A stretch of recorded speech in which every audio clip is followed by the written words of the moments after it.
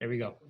Awesome. Well, listen, first of all, thank you so much for joining us today for our last session of Win with Sellers. Ooh, it has been one heck of a month. We've spent some time going through quite a bit of things as it relates to really fine-tuning your listing side of your business. And so I'm so excited to finish us off with two very important subjects.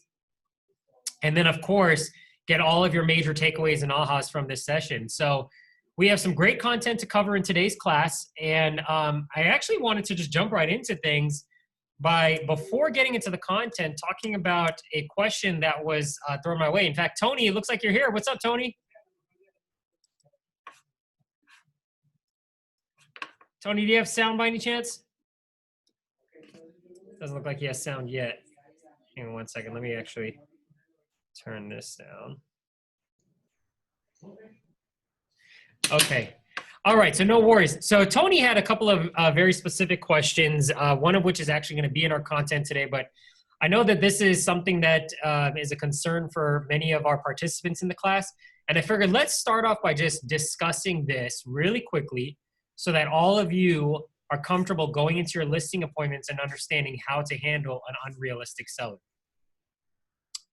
So this is going to be some tips. It's not just what to say, but more so how to think when you have an unrealistic seller. Specifically, they are unrealistic about the price at which they're selling the house. How many of you have encountered this type of seller before? Yeah? Okay. A few of you had. Okay, perfect. So what we're going to do, I'm going to go through a couple of tips. The first thing I'll tell you is this.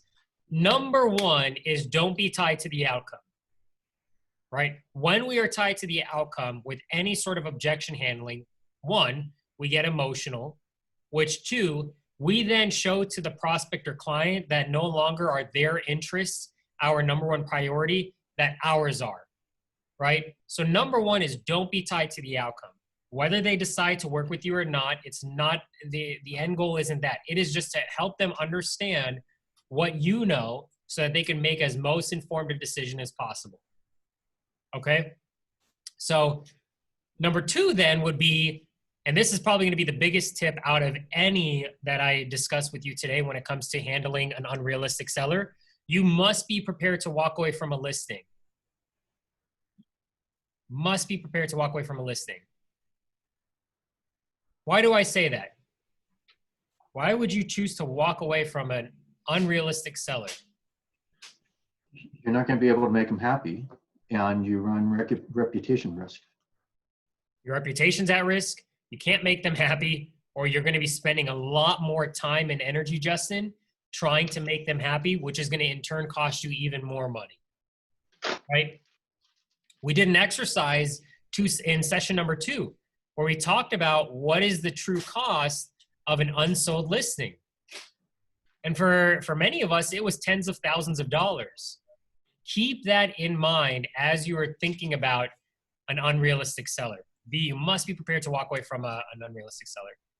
Now, keep this, also remember this, an objection such as, well, I think my property is worth $20,000 more than what you're showing me here. Remember, that's just an objection for you to handle. And like any objections, all it is a lack of information or misinformation. And so as real estate agents, we don't get tied to the outcome. We don't get emotional. We simply inform the individual. So I'm reminding you to check your emotions.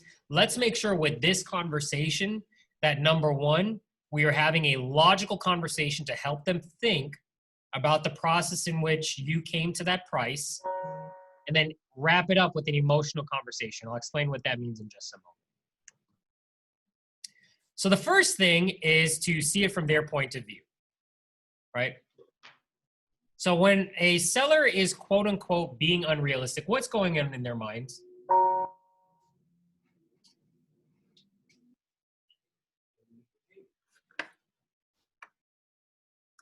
What's going on in their mind?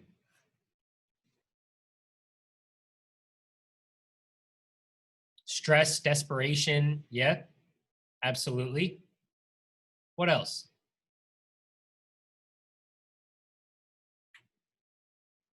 Fear, absolutely. Fear of what, Gene? Fear of what?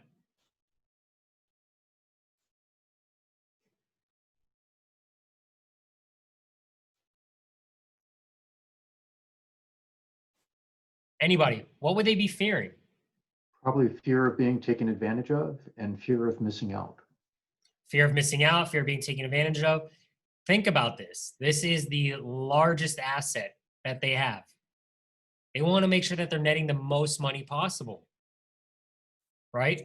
Adrian said their goals might be slipping away. Absolutely. So we have to get into their shoes and their mindset before we could jump into quote unquote handling this objection. Yeah, Steve, looks like you unmuted yourself.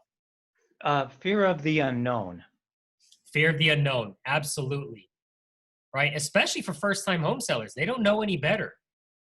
So likely they got their price from Zillow. And we all know how Zillow and these other algorithm websites get these automated values. Right? Which leads to many inaccuracies. So we just have to see it from their point of view. They're not wrong. This doesn't have to be a combative conversation. It's either one, I'm going to help them with I'm going to give them the information so that they can work with me, or two, I'm going to give them the information so that I can walk away. Right? That's really the two options that you have here. So here's how I would typically handle this conversation, right? When we talk about having a logical discussion, the first thing is to come back to the data that you've prepared. The more prepared you are for the conversation and the data that you're bringing with the comparative market analysis, the more prepared you are to handle this discussion. Let me pause real quick. I can't hear anything yet. The sound test works. I'll just hang in there and take notes. This subject is especially important to me. Tony, try logging out and logging back in, and let's see if that works. Just make sure you connect to your computer audio, okay? So the comps are going to be your best friend in this discussion, obviously, right? You are using the comps to discuss why you have landed on a very particular price. Now, they are going to come back with a price that they believe they have in mind. All it has to be is this. So Mr. and Mrs. Seller, I totally understand that you don't want to leave any money on the table, right? You start with empathy. Show them that we're not here to have a combative conversation. In fact, I know why exactly we're having this discussion. You don't want to leave any money on the table. So let's have a discussion about how we're going to net you the most money possible. You're saying that the value of the property is $315 and I'm saying $300. Looks like there's a gap of $15,000. Would you agree that property A is like for like with your property? Yes or no? And if they say yes, then great. Can you help us? Can you help me understand then where is the $15,000 discrepancy? Where can we make up for it? And you have to ask that with a genuine curiosity, not in a I caught you. Right? You have to be genuinely curious about where is that additional money coming from. They don't want to feel like they're being trapped by you. Right? Now, if they say, no, that property is not like for like with mine, great. Listen with your two ears, what upgrades are they going to reference, and start taking note of those. Remember, we're not tied to the outcome. We're not here to have a combative conversation with them.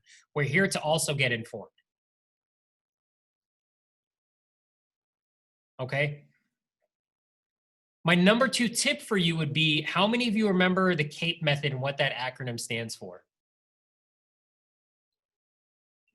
Who here could tell us what the CAPE method stands for?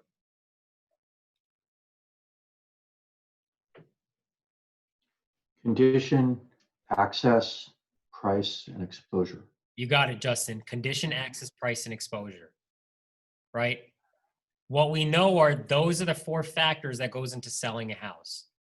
Some individuals, they don't even want to look at the comps. They just want to tell you, this is the price that I see. This is the price that I need. Great. In order for us to get to that price, let's revisit condition, access, price, and exposure. And let's see, where does your home stack up? On a rating of 1 to 10, with your condition, how would you rate it? If it's anything less than a 10, are they willing to make it a 10 in order to get that top dollar amount they're looking for? Same thing with access. And we all know, especially based on last week's class, you have a bulletproof exposure plan. So utilize those 2 conversations, hopefully, to help them make an informed decision on the price of the property and see where you're coming from. Now, there are some of you that are adamant about not walking away from a listing especially in a market like today. Why do I say especially in a market like today? Does anybody have any ideas?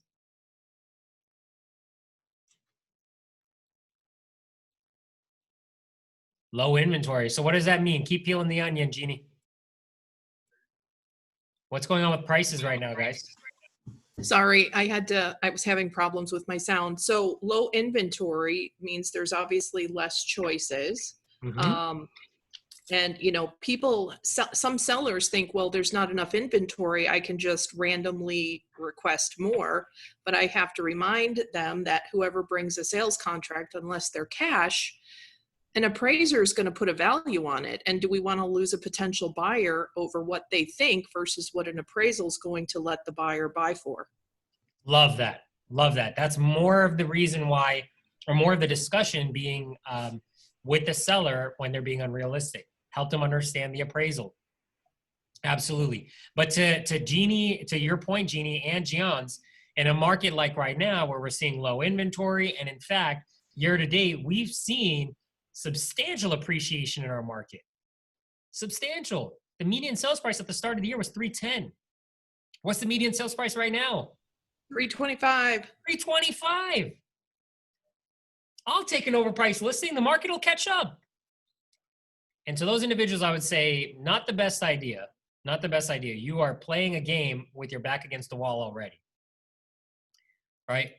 Yet, I will acknowledge that there is a strategy that you could take with those listings, but I would still be prepared to walk away if they're not willing to at least take you up on this strategy. That strategy is consider pre-planning your price reductions.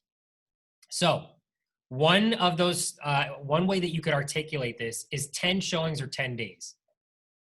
So Steve, I understand that you'd like to list the property at 315, although all of the information that I'm seeing is $300,000.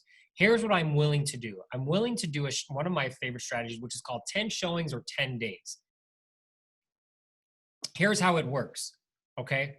What we are going to be looking for is within the next 10 days, we see 10 showings, or we see at least one offer come through.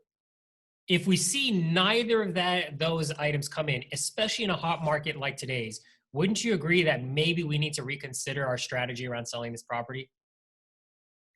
Great. So let's talk about how we're going to address the price of this property right now if in 10 days we don't see the 10 showings or one offer. Ladies and gentlemen, in a market like right now, in very specific price points, I will say, this is going to be a very effective strategy and one that you want to put in your back pocket, ready to pull out with the unrealistic sellers. The buyers are out there and they're flooding the market, especially in the $200,000 to $400,000 price range. For my active real estate agents, what are you seeing in those price ranges? It's madness, isn't it? You're seeing multiple offers, right? You're seeing requests for highest and best maybe, or multiple counters. It's madness right now. And if your sellers aren't seeing 10 showings or at least one offer in those first 10 days in that big chunk of their window of opportunity, they might be missing the train. So help them understand this strategy, pre-bake it into the additional terms of the listing agreement, and make sure you're ready to rock and roll with those price adjustments rather quickly. The best thing you could do, though, is get those signatures for those change orders now rather than waiting until later on and having that awkward conversation where they back out. Get it all signed up and signed in right then and there when their emotions are still riding high on this conversation. I think that's my last tip. Yeah, educate on the window of opportunity. We all remember this discussion, right? The first 21 days, do not mess this up, Mr. or Mrs. Seller. This is the time when the eyes are on your listing the most. And so what we want to do is take full advantage of the window of opportunity. So if you insist on listing the property at what I believe is $15,000 above price, let's do it given the trend of the market. But let's also understand that this is the activity we agree that we need to see. And if we don't, we need to make a price adjustment quickly. We don't want to miss that window of opportunity. So what is that what can we agree on we're going to do to the price if in 10 days we don't see 10 showings and one offer? What questions do you have about handling unrealistic sellers? Is there any questions, thoughts, feedback, or additions that you'd like to share. Yeah, Justin. So I've not had this, sorry, I've not had this happen, but what would you say if somebody said, all right, so I've got a 30-day window. We're pricing it in accordance with what you're recommending. If things haven't happened within 30 days, why do we continue? Shouldn't we just pull back from the market or go find another agent? They stated to you that they only have 30 days to list that property? No, I'm saying I've not had this happen, but what if somebody objected? All right, I'm going with your pricing strategy. You've told me the window of opportunity is 21 to 30 days. If we've not had success during that time, but we're using your listing agent pricing strategy, does that mean that there's something wrong with what you listing agent are doing? Should we give you a really limited window here because you're telling us that's the limited window of opportunity on our property? Well, window of opportunity refers to when the most eyes are on the property, right? Mm-hmm. What I believe we need to be having discussion around is the servicing of that listing. And at the very least, one of the things that are baked into every listing that I take, we have a weekly call where we revisit the CAPE method and where are we? And that should help us understand, are we behind the 8 ball? Because every week you should be having discussions around showing activity, feedback, and whether we're getting offers or not, right? And by that second week, if we're not seeing that, we need to have a discussion around what we need to be changing, right? So I don't know if that necessarily fully answers the question, other than have those weekly conversations so that in 30 days, they're not shocked and they're feeling like they need to opt out, right? We're in a funny market right now. Yep. The other thing to that, Justin, is we want to be careful about the promises we're making, right? So never would I recommend that you say, hey, I'm going to get this. In fact, I see a lot of listing agents, not top listing agents there. In fact, they're a little bit overzealous, though. They'll go and say, I guarantee you I'll get this thing done in 30 days or less. Slow down, cowboy. All right? Here's what the data shows me, and here's what I believe we can do. That's a much better way of framing that. Thank you for that question, Justin. Any other questions, thoughts, feedback, emotional outbursts, or additional tips for handling unrealistic sellers that we didn't cover? I see some big names in our class today, so. All right. Is Brian Burrows really here? Brian, are you here? Wow, Brian is here. I know I'm on your big screen TV, Brian. All right, so let's go ahead and continue with the conversation today.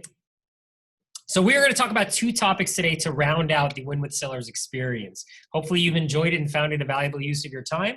We have up to this point talked about how to generate listing leads and convert them into agreements. We've talked about once you've gotten the appointment, how do you prepare with a pre-listing process and package, as well as when you go on the appointment, how do you ensure as much as possible that you convert that appointment into a contract? We talked about once you've taken the contract, what are some of the next steps? Whether that's servicing and marketing, as well as handling offers and negotiations.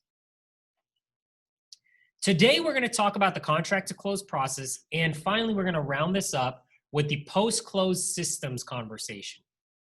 All right. So let's go ahead and start our discussion today with the first thing, which is going to be about the contract to close.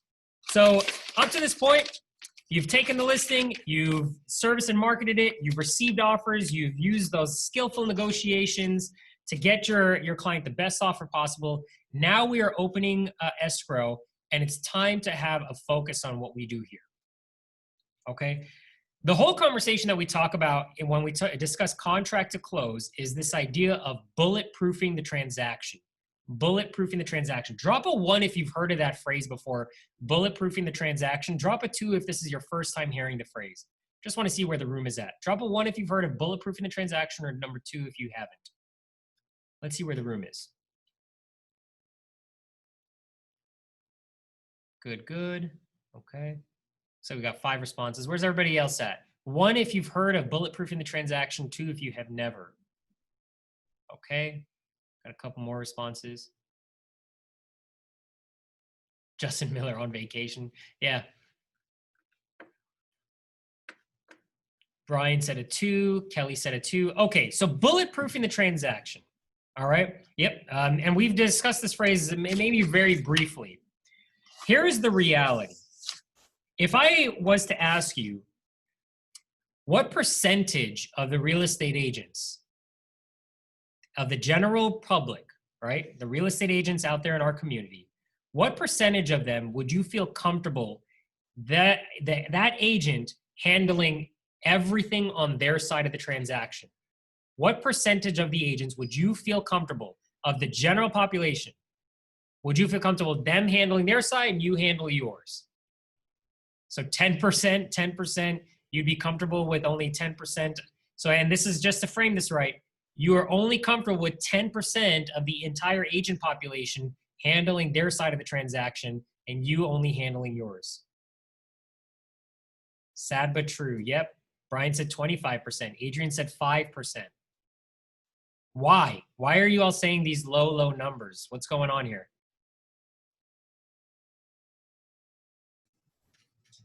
So Daniel, I'll just give you a couple examples if that's okay. Please, yeah, because that's the next question I was going to ask her. So please. So just from some transactions over the years, you know, some agents on the other side think that timeframes are a suggestion and not a deadline.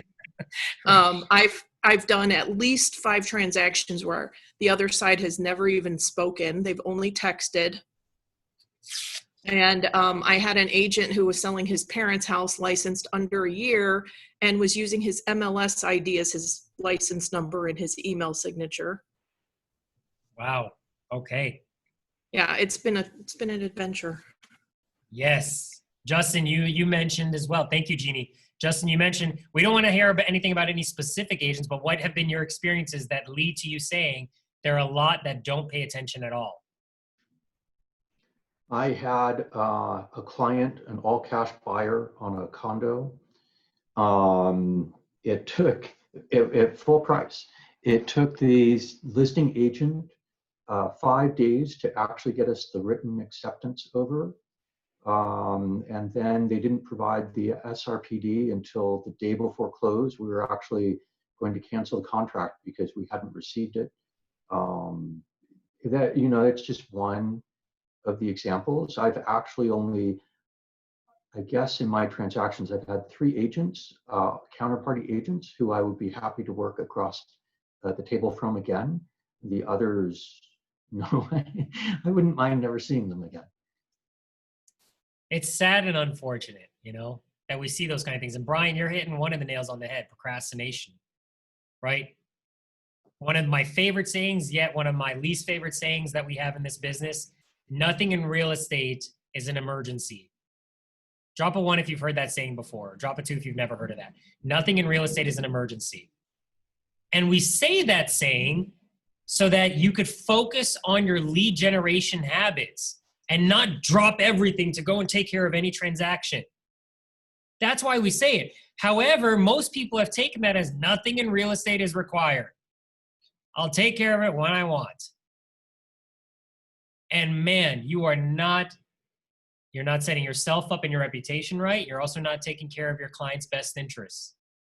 So bulletproofing a transaction is what we do when we ensure that nothing can go wrong with the transaction. And what that means is assuming that that agent almost doesn't even exist. Gary says it best: when it comes to bulletproofing the transaction, take the everything will go wrong approach. Assume everything will go wrong and come up with ways to possibly prevent them from happening or effectively deal with them if they do. So in one of the classes that I teach about innovation, I talk about this idea of a post-mortem. Have any of you heard of the term post-mortem before? Post-mortem? Yeah? Yes? Perfect. Justin says yes. Okay, great. I'll give you how I teach about postmortems in my class, because no, I don't just talk about death.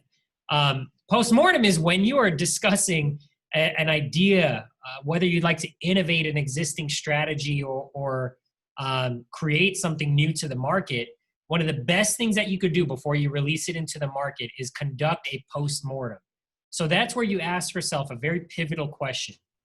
If I look back on this idea 6 months from its execution and it failed, Why did it fail? And you write all the reasons out. The very next thing that you do is you say, okay, what do I need to do to ensure this failure doesn't occur? And you keep going down that list. So we're about to do that now as we prepare to bulletproof our own listing transactions. Here's a list of many of the things that we see happen in the contract to close process or flow. Okay, this isn't all of them. And in fact, this class is created for a national discussion. So there might be some intricacies around the state of Nevada that we don't have in here, but let's just have a discussion about some of these things here, right? So clearing title, that's one of the things that needs to happen in a transaction. And I'm curious, what are some of the ways that a transaction can go wrong when it comes to clearing title? Who would like to share?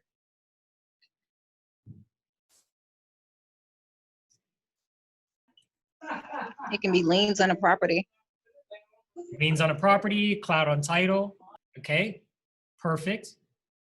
So what can we do to bulletproof the transaction when it comes to clearing title?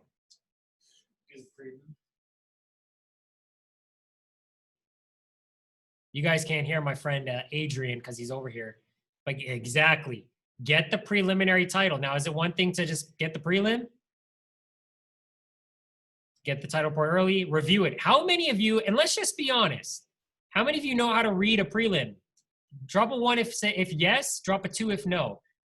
1 if yes, 2 if no. You know how to read a preliminary title. It's okay. If you feel like it's a 2, it's okay. 2, okay, 2, that's okay.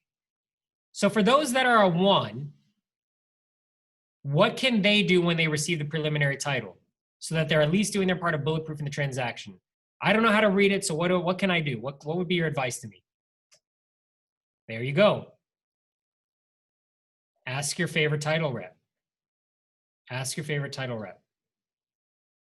Right? Have a quick 15-minute discussion. Can you help me understand what all of these different items are? Right? And Justin says check to see if the seller's the owner. Absolutely. Yep. You're spot on. Okay, let's talk about the next thing. Loan is underwritten and funded.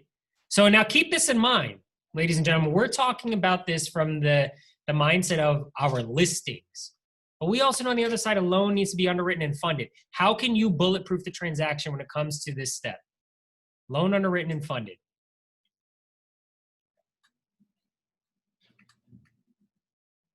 Bingo. Right? Call the lender on the buyer side. Yes. Make sure that CDs went out. Yes. Don't rely on the buyer's agent. Get that lender's contact information and stay in constant communication with them. I'll tell you what, especially right now, lenders are getting slammed with refi requests. They're probably doing loan modifications. I wouldn't be surprised at that. But they are just up to their eyeballs with things right now. You want to make sure that you have that lender on speed dial to bulletproof the transaction. What about the closing disclosure, right? So that's a federally mandated document. It's got to be sent out. There's got to be a waiting period. So what can you do to bulletproof the transaction when it comes to the closing disclosure?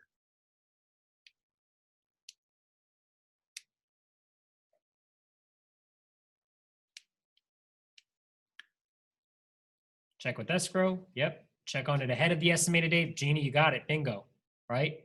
Make sure that puppy dog went out. Right?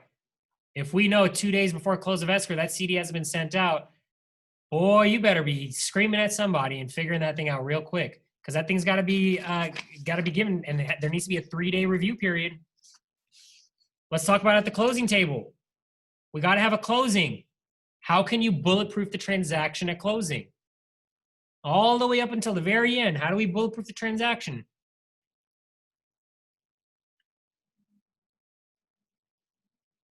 Again, post-mortem. Think about all the ways it can go wrong. How can it go wrong at closing? Make sure the buyers have signed on time. Jeannie, you're killing this. And if remote, allow time for FedEx back. Yep. Yep. Review prior to signing. Absolutely. What else? What else? Ask the lender how long to fund. 100%. I hope for those of you that aren't familiar with this process, you're writing these notes down. These are golden nuggets. Ask the lender how long to fund and the cutoff times. Okay. Anything else?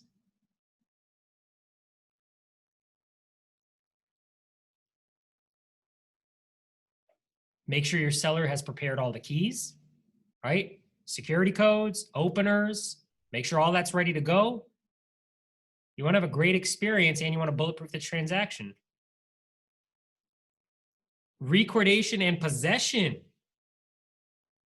right? So this is where now the transaction is going to finally be a part of the county records. It's been filed and the buyer can now take occupancy. How can you bulletproof this part of the transaction? Bulletproofing the recordation and the possession.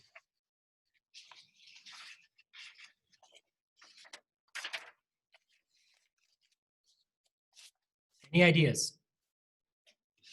Confirm with title or the recorder site, 100%. Have any of you had title get back to you a little late on the recording? Or you had to ask and then they're like, oh, shoot, yeah, the county just submitted it. Exactly. Yeah, I don't know. I just got the email. Okay. Right? 3 hours, exactly. Your seller is also trying to buy another property. Come on, stay with me here. What's going on? Right? You want to bulletproof all the way from as soon as you open escrow to that property being recorded with the county, the sale being recorded with the county, and now possession's been transferred over. Pretend like everybody involved with the transaction is not doing their job up to snuff.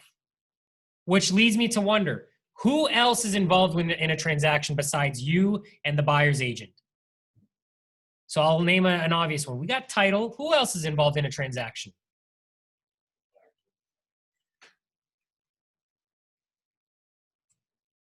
Buyers and sellers. Okay, who else?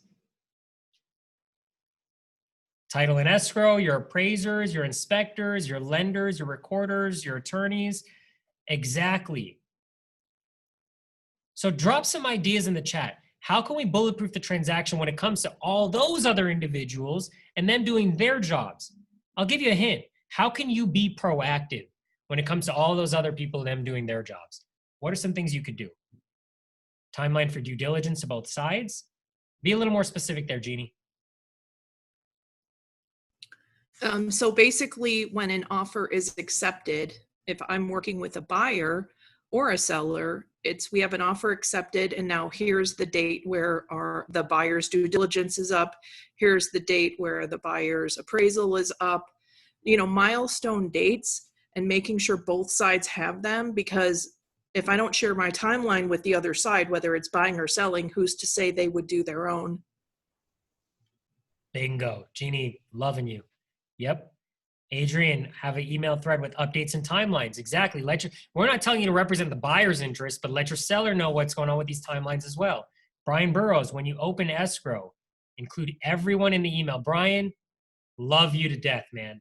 Can you tell us a little bit more about your email that you send and who you include on that?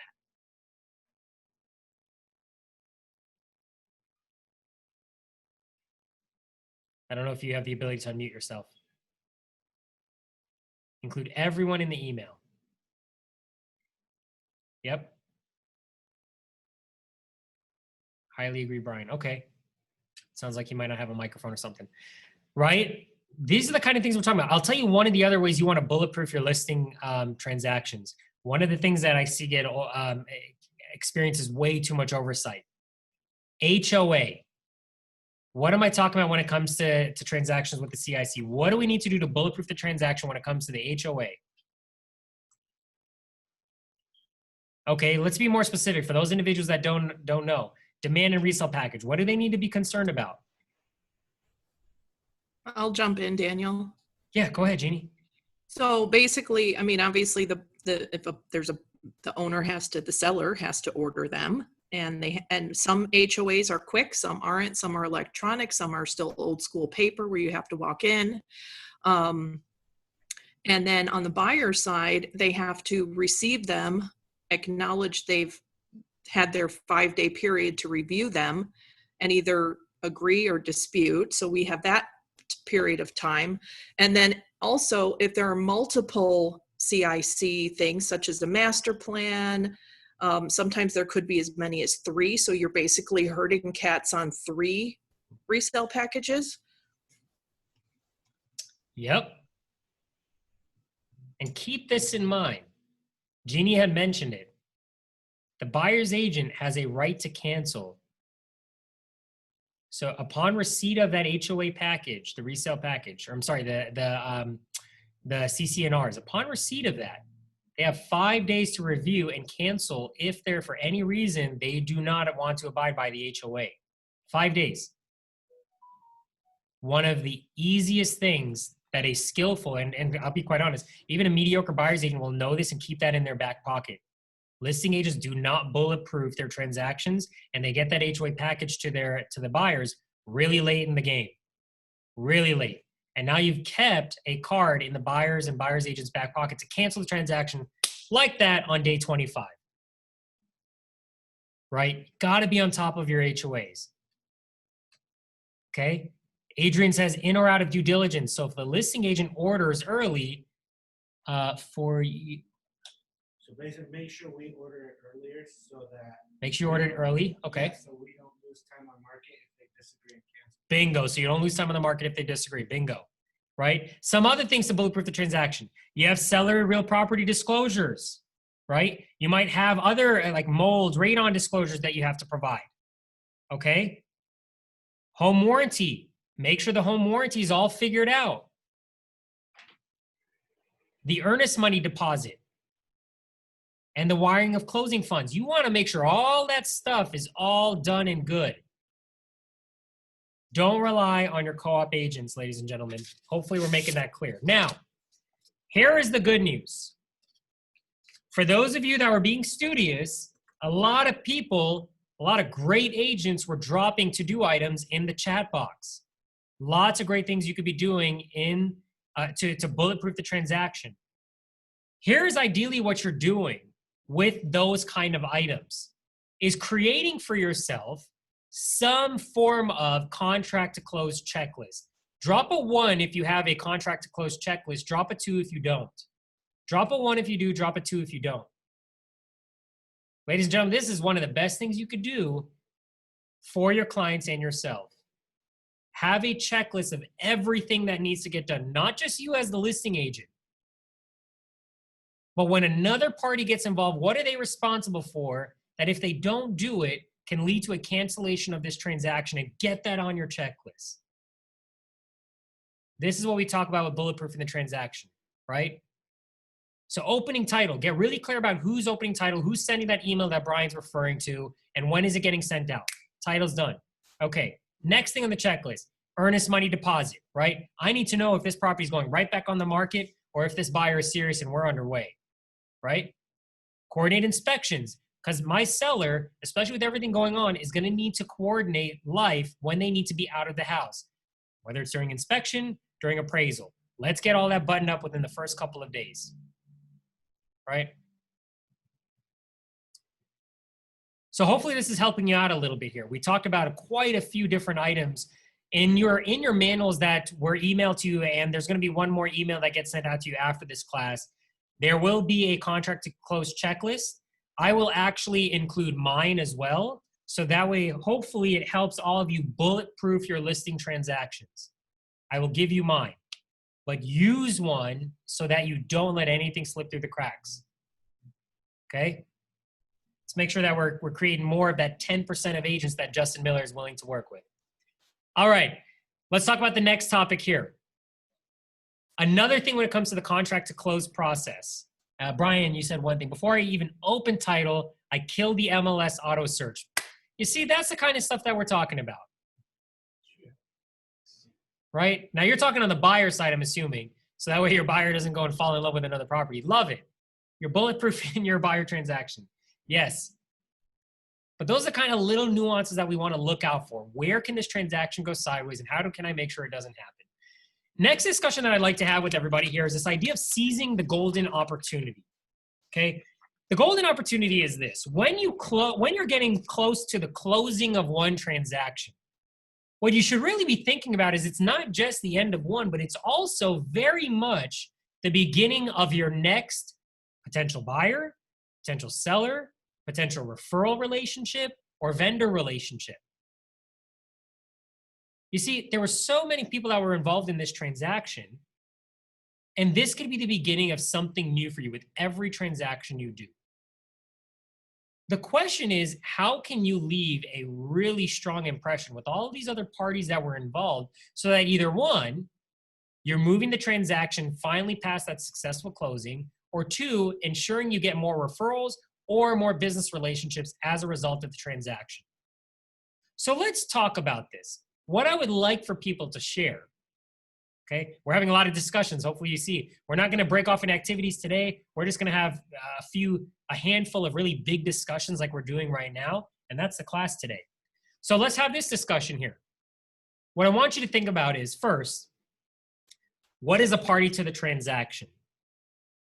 And then secondly, as I'm getting close to closing, how can I leave a really strong impression with that party so that either one, we get a closing, or two, I'm getting referrals, if not a great relationship out of it? Who here would be willing to share, one, what's the party, and two, what can you do to leave a great impression? Jeannie said, go to the signing, and when done, and they seem to be breathing again, thank them and ask, who else do you know that I can help? Beautiful. Beautiful. I would urge everyone, to Jeannie's point, to watch the video, The Promise by Mike Hicks. The Promise by Mike Hicks. One of the best scripts that you could bake into any appointment, whether it's with a buyer or seller. That conversation around referrals starts at the beginning. And at the closing table, the conversation isn't, so who else do I know? In fact, the conversation is, hey, so we're here at closing and I still haven't gotten a name from you. And I can only believe one of two things. Either one, you forgot, or two, I didn't do my job. So what can I do better so that I ensure a referral next time? So Mike Hicks, The Promise, great one. Justin says, parties are the signatories on the contract. Third parties are others involved who are not signatories. Okay. Fair enough, my lawyer friend. What other parties are non-parties to the transaction could we be bringing into relationship for future? Love that, Justin. Thank you.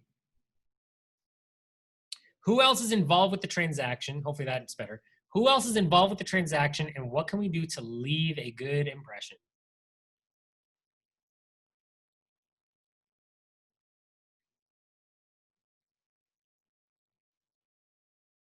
Okay, be professional, be responsive. Here we go, Jeannie. Thank the buyer's lender for a smooth close. Man, especially when we find a good lender. Love that, Jeannie. Who else? Who else is involved in the transaction, and how can you leave a good impression?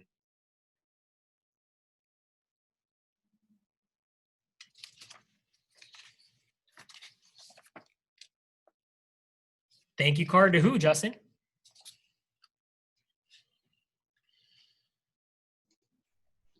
To the counterparty's agent and or somebody else who really helped on the transaction. The buyer's agent, okay, somebody else who was super helpful. Everyone, the other agent, the lender, the title.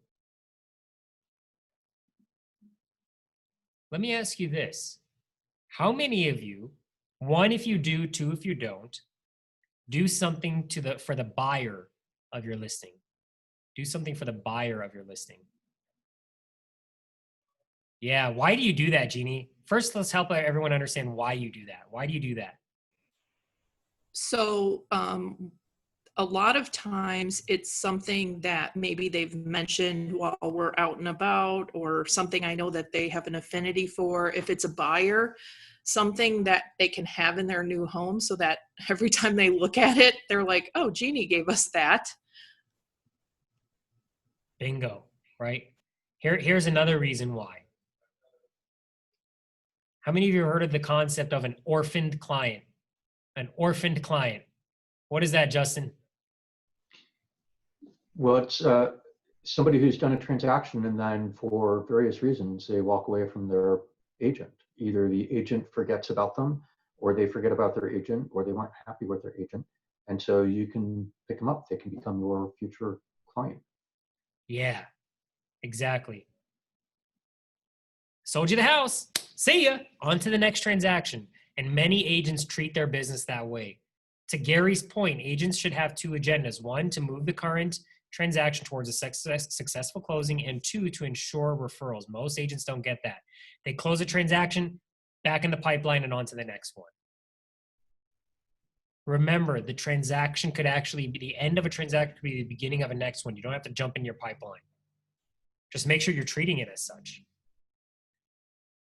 What questions do you have about the contract to close process? I told you it's only going to be some deep discussions. That's about it when it comes to today's content.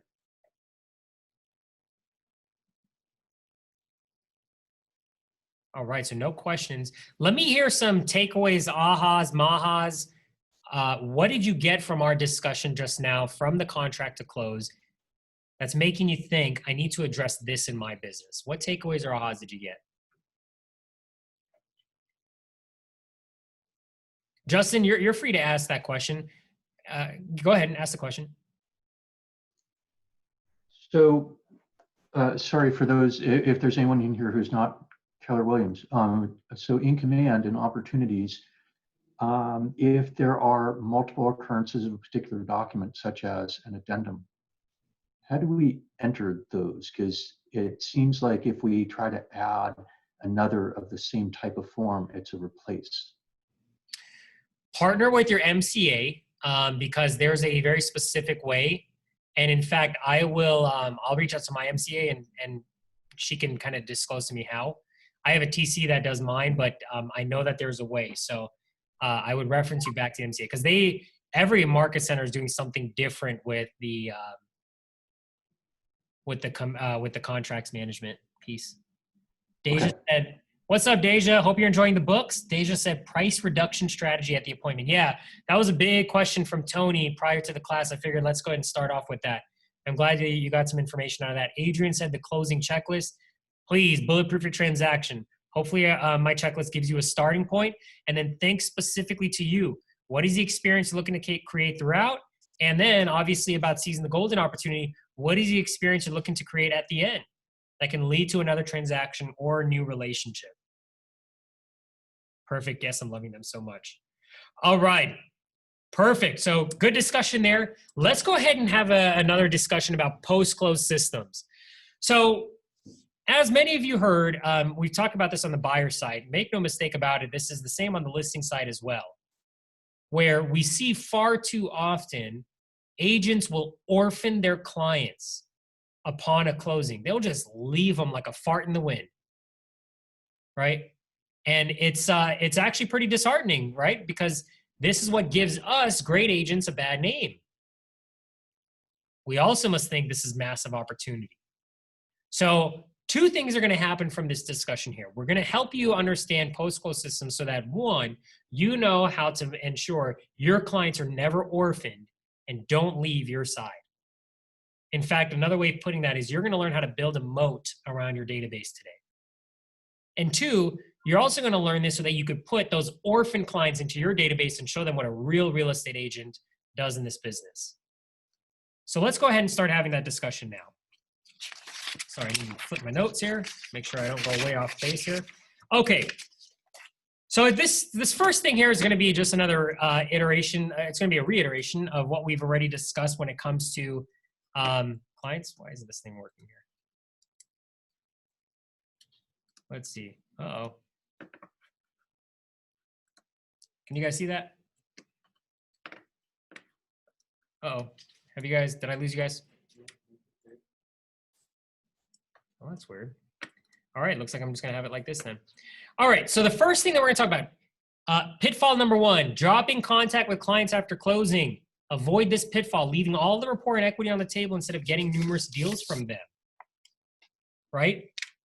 We don't want to, and number two is gonna be a big discussion.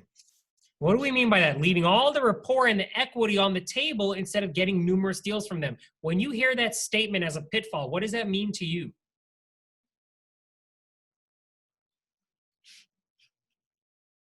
What comes to mind?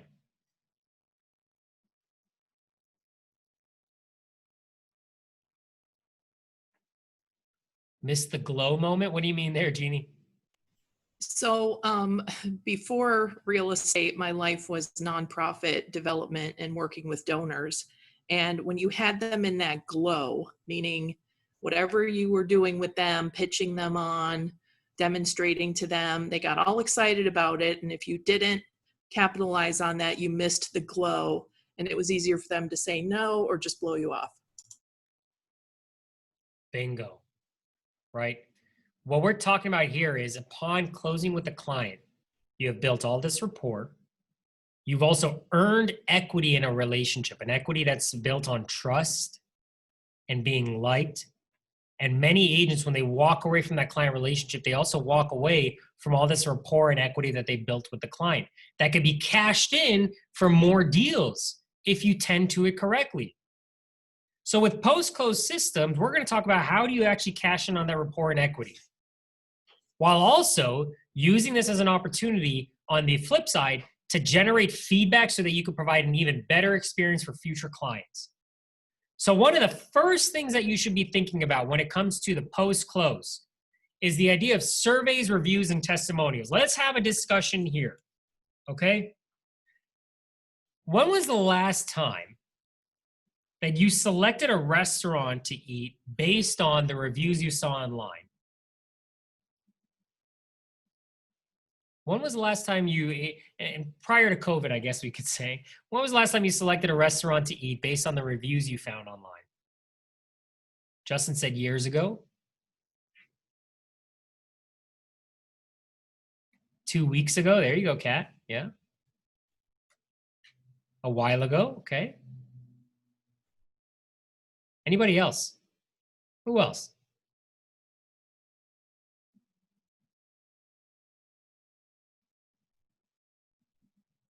Who else? Is that it? Nobody else is everybody quiet or am I muted? What's going on here? Hello, Daniel. Hey, Steve. Hi. You know, it seems like any product I buy now, I always read the reviews. It is like 100% habit. I don't know if that's anybody else. It could be anything from vitamins to whatever. I always read the reviews online. And I don't know if anybody else does it, but I'd be interested to hear. Thank you. Clearly not with restaurants, but I'll tell you what, I got a resounding yes as you started discussing that, right? We look at this TV, this game, this thing from the house from Amazon that's only going to cost me $8. No matter what it is, we got to read the reviews and see what kind of craziness this thing does, right? And well, this one does this better, this one does that better. We have become a society of reviews, a society of information to make better decisions. Adrian said, I start with the worst. I don't know. That's interesting, right? We have become a society where we are making decisions based on the information available to us, especially through reviews.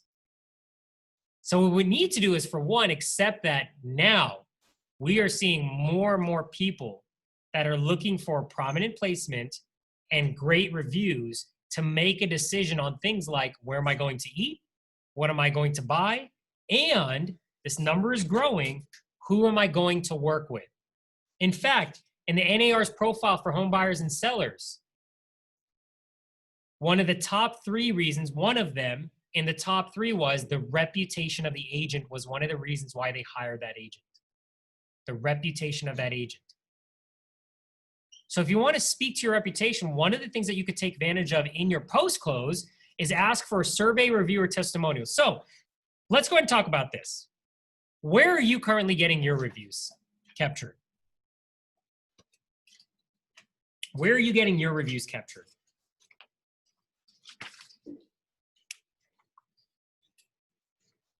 Okay, on Zillow from your buyers, okay? Where else? Thank you, Justin. Where else should you be capturing your reviews?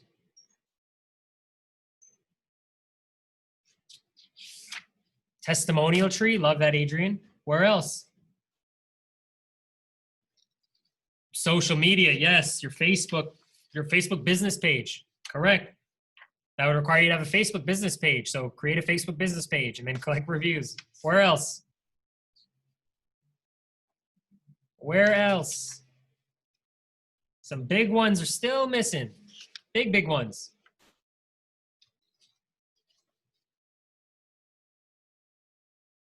Kat, there you go, Kat. Google. Google is one of the biggest. In fact, I would put that as number one. You gotta capture reviews on your Google business page. If you don't know what I'm talking about, right now you need, or not right now, after this class, you need to search Google business listing and create a business listing for your business and start pumping referrals there. Because when people are searching for you to get your reputation, that's the first and big thing that's gonna pop up real quick is your Google business. And it's gonna be flashing right in their face. And what you wanna do is, you want your clients to be able to see, or your prospects, that you got some reviews going there. Where else? Trulia, right? Realtor.com. All those syndicate with Zillow, I believe. Yelp, right? Create yourself a Yelp page. So with collecting these reviews, here's my next question to you. How and when should you be surveying your customers and getting these reviews? How and when? Who here has some best practices for that? When and how are you surveying your customers? At the end of the transaction. Thank you, Justin. Comes back to cashing in that rapport and equity. When else? Anybody else have any additions or changes to that?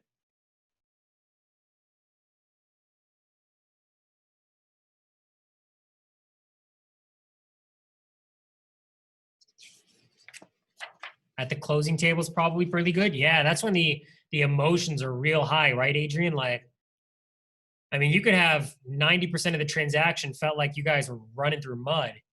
And at that 10% where they finally see the finish line, oh, okay, this feels good. Thank you, Adrian, for getting us through this. Most of your emails during the transaction, you ask for feedback and questions. Love that. Any other time?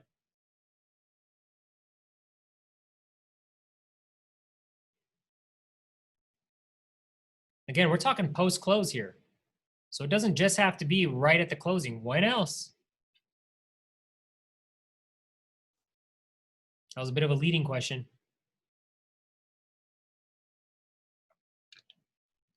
When else? Post-close.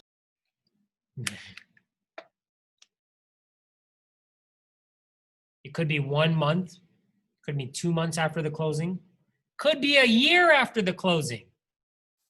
Here would be a great rule of thumb for all of you when it comes to collecting reviews.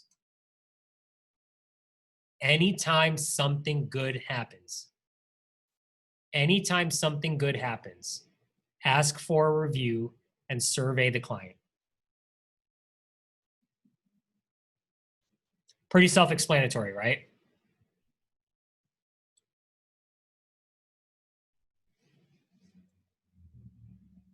Perfect. Let's continue the discussion. Take a look at some of these statistics here, ladies and gentlemen. This is one of the big reasons why you want to make sure you're executing this at a very high level. Okay? What was the number one method how first-time and repeat sellers found their agent? What was the number one method? What do you see? Somebody say it out loud. The number one method in which they found their agent. Referrals. A Line referral. 2 is pretty disturbing. What's that? Line 2 is pretty disturbing. Use the agent. All sellers is barely different than first-time or first-time sellers for use of the previous agent. Oh, I see what you're saying. Yeah. Right? 39%, it was from a referral. These referrals come in handy, or these referrals happen when you put people into a database and you've nurtured them. This is why you need to have a post-close system in place so that you're tapping into the number one method people are finding their agent. Because when that occurs, keep this in mind, 75% of the time, sellers are interviewing how many agents? One. 75% of the time, they're interviewing one agent. All you got to do is get first to the table. How do you do that? Through your post-close systems.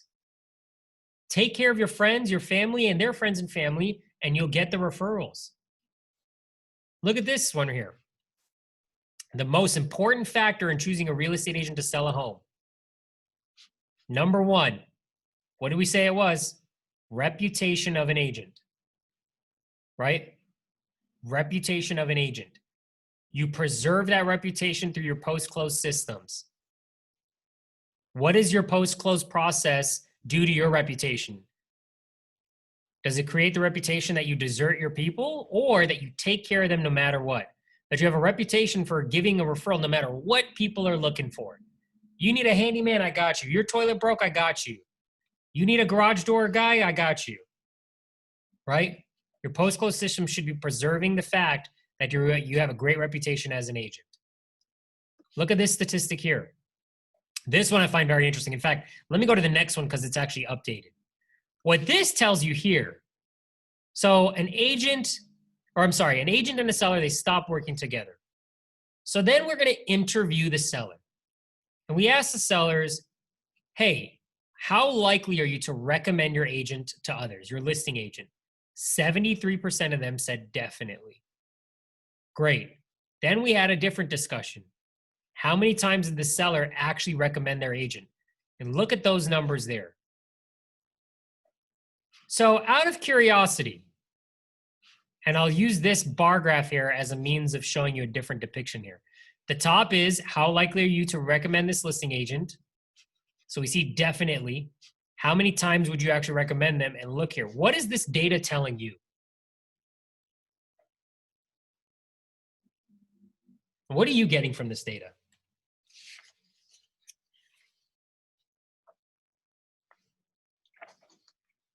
Agents are accumulating less equity than their clients. Okay, agents are accumulating less equity than their clients. I love that.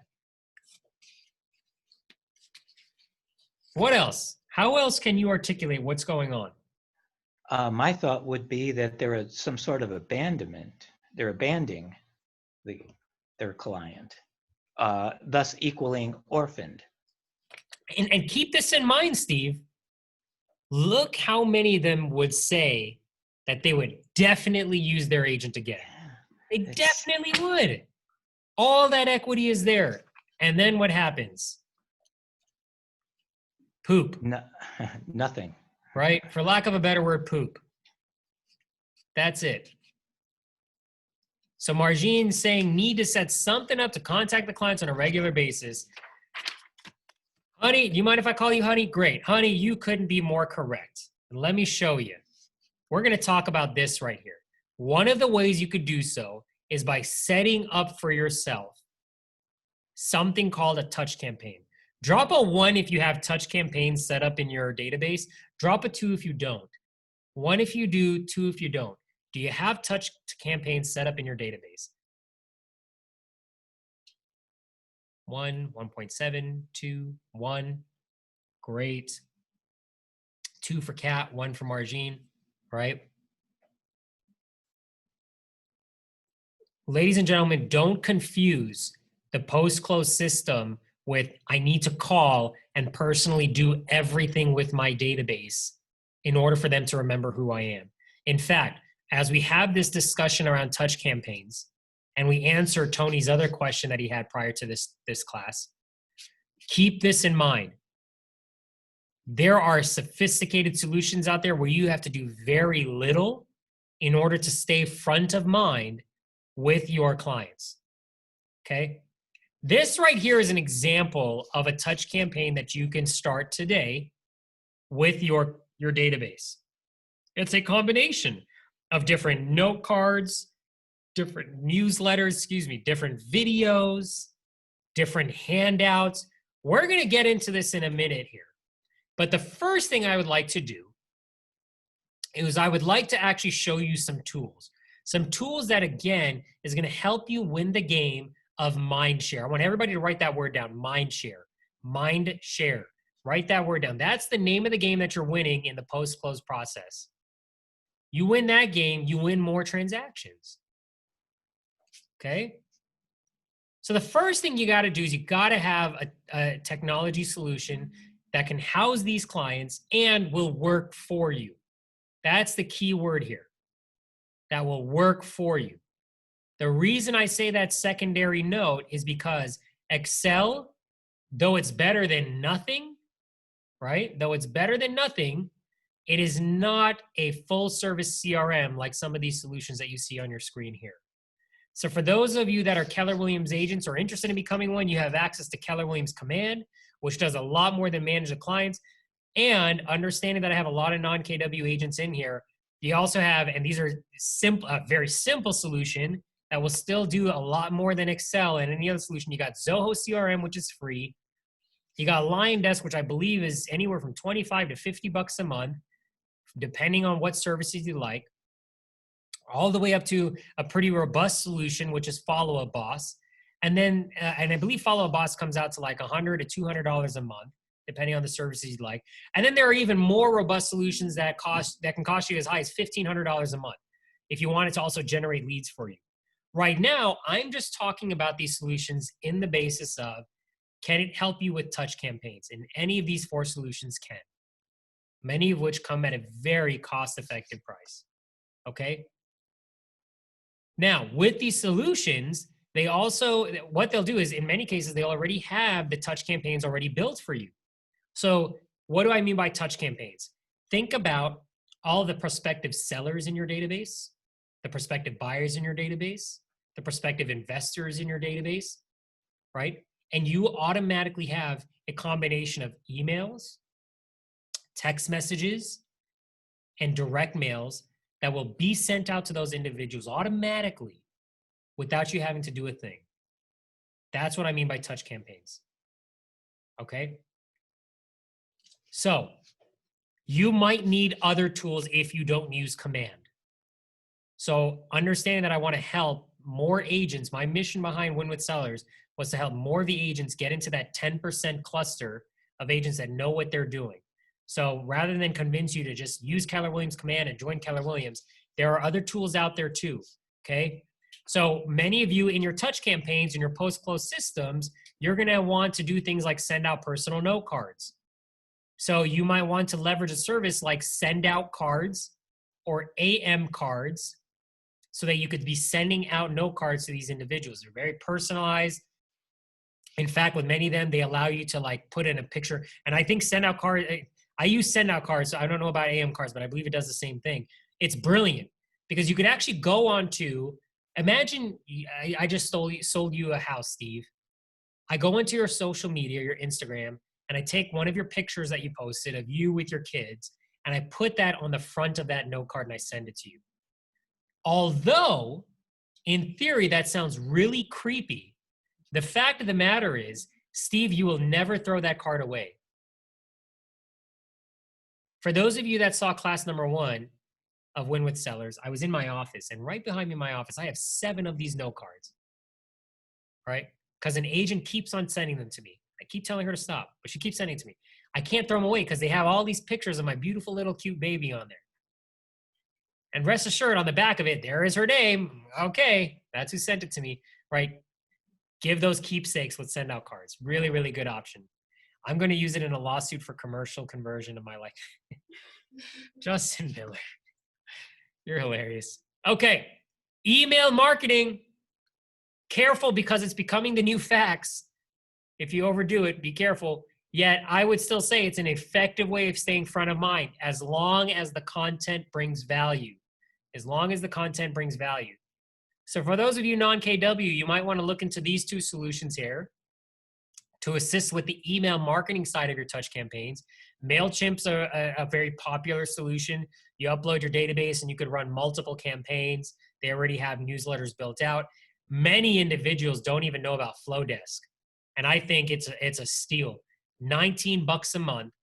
You could have an unlimited number of recipients in there, in your database in Flowdesk, and send out email campaigns. And they already have really clean templates. 19 bucks a month. There wasn't a better price I could find. So use those. Another one that I would recommend for those of you that want to do touch campaigns on an even higher level, it's going to come at a little bit higher of a cost than either of these solutions, but it's a game changer, is BombBomb. How many of you have heard of BombBomb before? Just take the word bomb, write it again. BombBomb. B-O-M-B, B-O-M-B. BombBomb's pretty cool because it's an email marketing tool, but it embeds a version of the video. So this is specifically for video email marketing.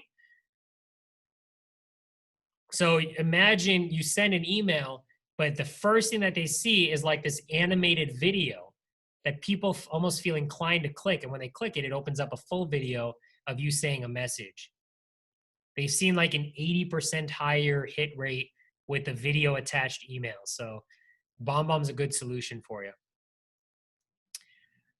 Other things you might want to incorporate in your touch campaigns. Consider, you're probably going to be doing client events or networking events of some sort.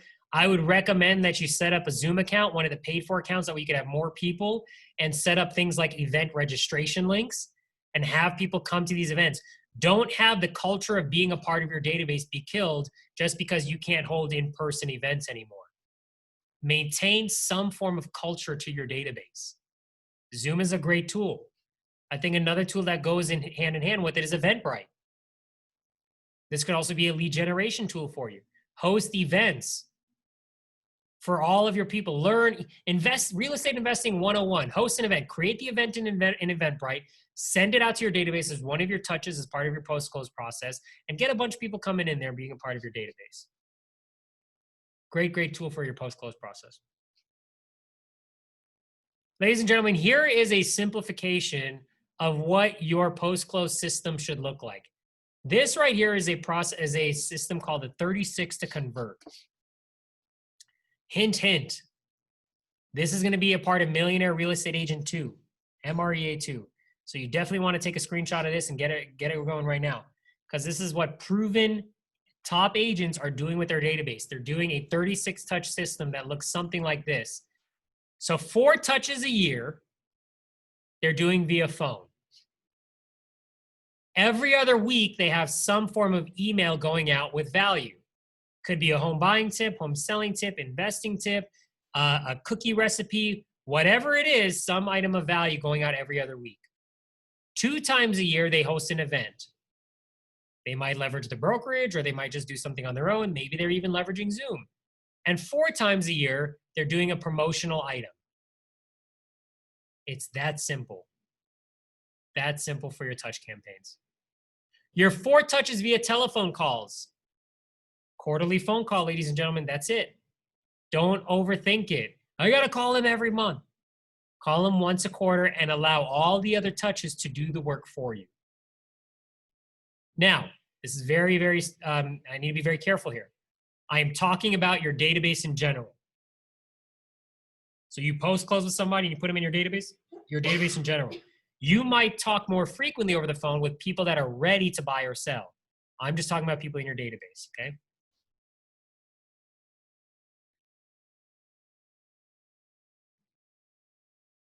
All right.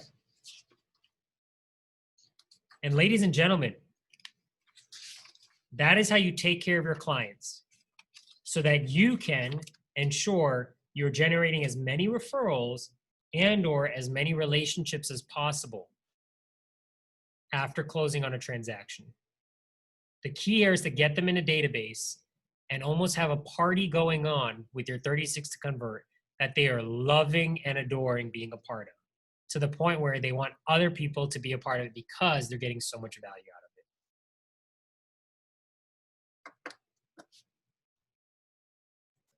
Tell me your biggest takeaway, Maha, from that session there, that part there, whether it's in the chat or over voice. What was your biggest takeaway from our conversation about post-close?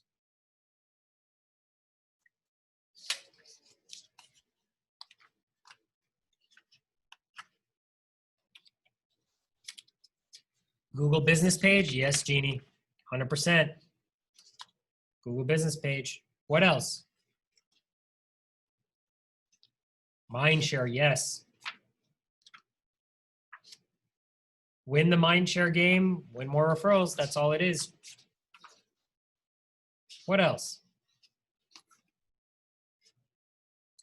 I will say something else about post-close.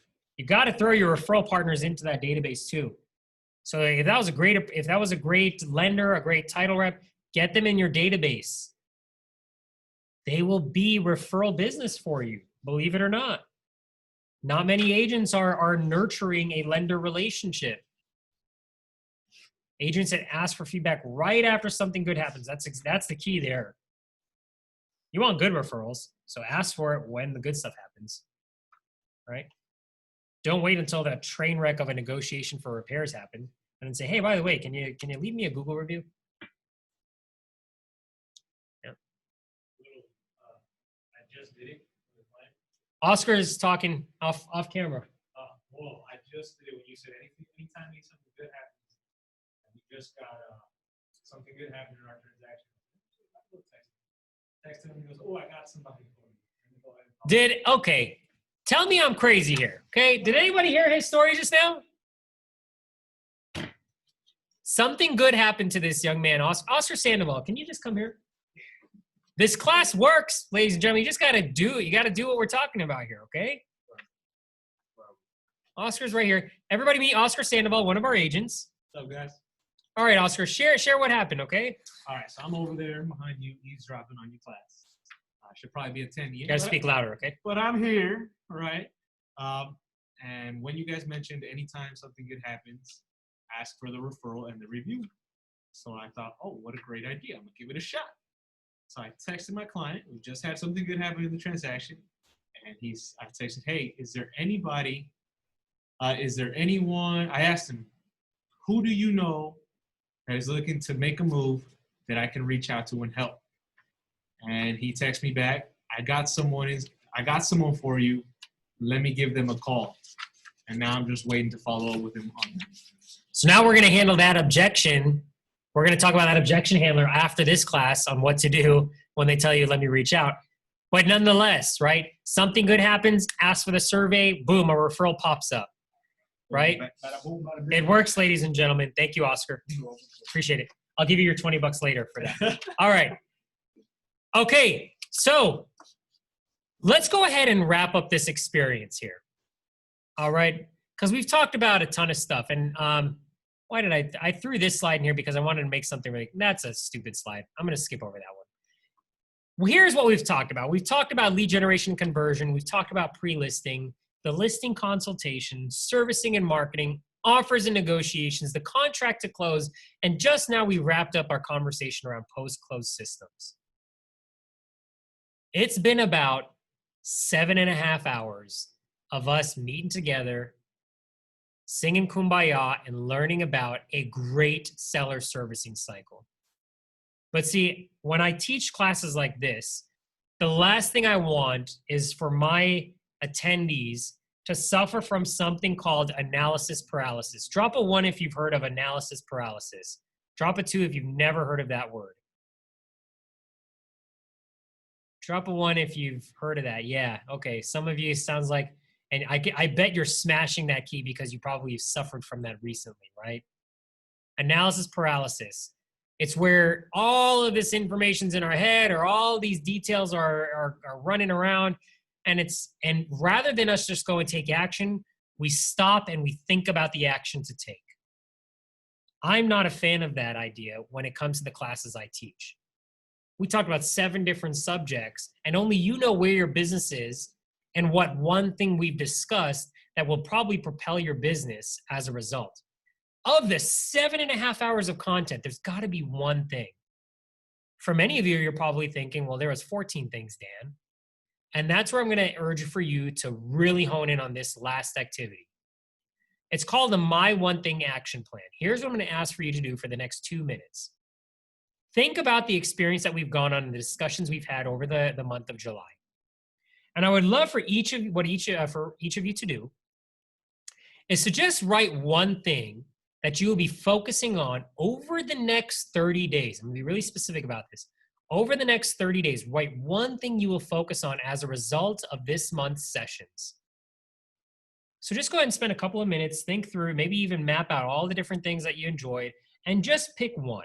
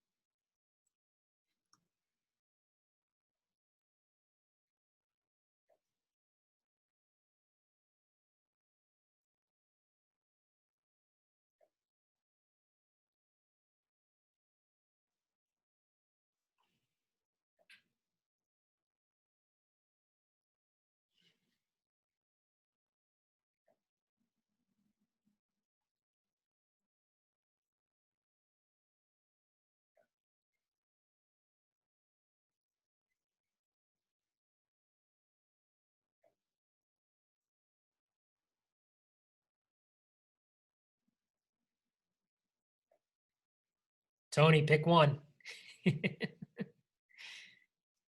That's the challenge of this exercise.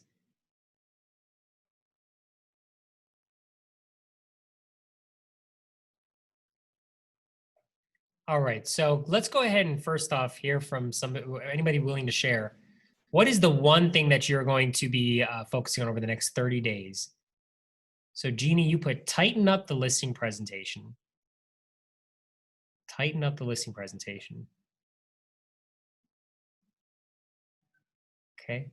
Here's what I would urge for you to do as I'm seeing some of these pour in. Deja said working my database. Brian said as a listing agent, add the buyer's contact info after close. Adrian said make the closing checklist.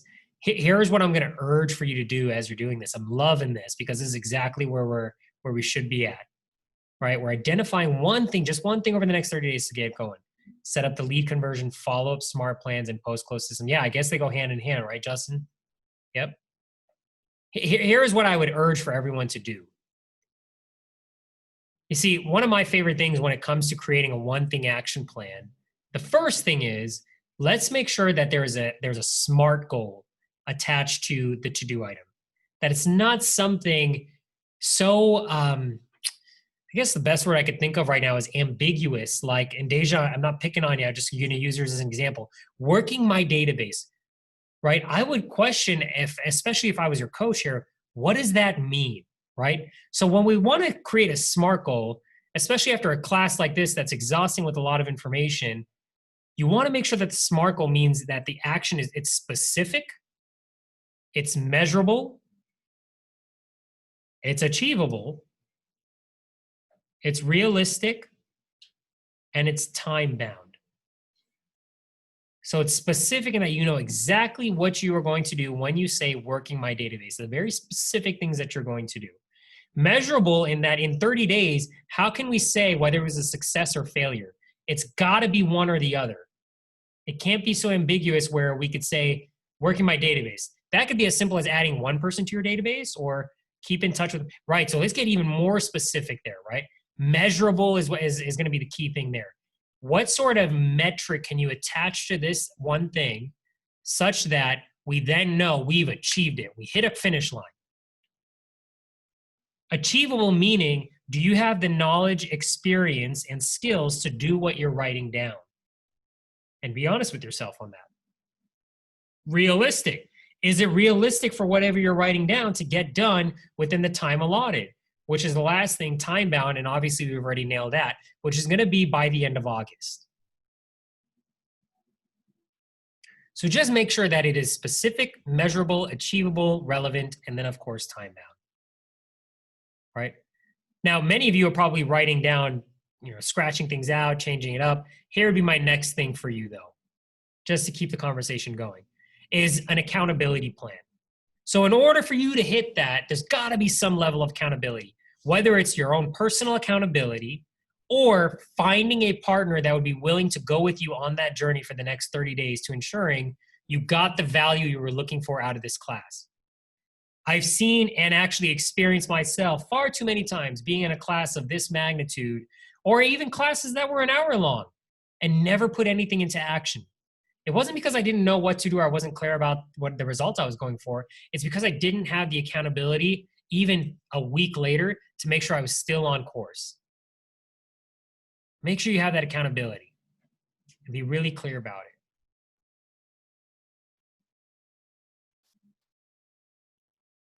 These are some of the questions that you might want to answer for yourself following this class, right? Something I would recommend is to journal later on today for an hour, an entry that answers these questions. And this is a journal entry that you will likely be referencing once a week as you do your business planning. How are you going to change your actions? What tools will you use? How will you be accountable? And what do you want to achieve? Ladies and gentlemen, I will say this, actually, first off, let me tell you this. There's a scripts and toolkit that's also going to be included in your emails. You've already received it, but I'll make sure that I send it again. It's going to include different scripts for things like on your listing appointments, pre-listings, your pre-qualification scripts, including some of the items that we talked about today. You're going to have a scripts and toolkit. I will say this as my last thing, and then would love to hear from all of you on the last word, would be thank you for joining me on this journey of Win with Sellers. We need to step our game up as a real estate community when it comes to representing those that want to list their property. And in fact, this is a skill set that you will need to hone in on to insulate your business for where this industry is going. For those of you that didn't see the announcement of what Zillow did, there's more and more threats to the buying side of your business than ever before. And Zillow now making it where people could literally go and see a home, although it's only their homes that they list, but buyers can now go see a home without the involvement of a buyer's agent. They are quickly taking away the functionary aspects of your role as a real estate agent. So what are you doing to really become the true fiduciary for your clients? And especially with a class like this, hone in on your ability to take more listings. That would be a question that I would hang in the air and ask for you to ponder and really make sure you're hanging on to as you focus on what to do with your business moving forward. Go and hone this skill set around winning with sellers. So that is your experience. Hopefully you've enjoyed this class over the last month. Would love to hear from each of you. What thoughts and actions are you going to be willing to take? And just because, you know what, something good just happened, would love to hear for any feedback from any of you on this class, on how we can make it better and how I could also deliver the class better. Would anybody be willing to share? Final thoughts?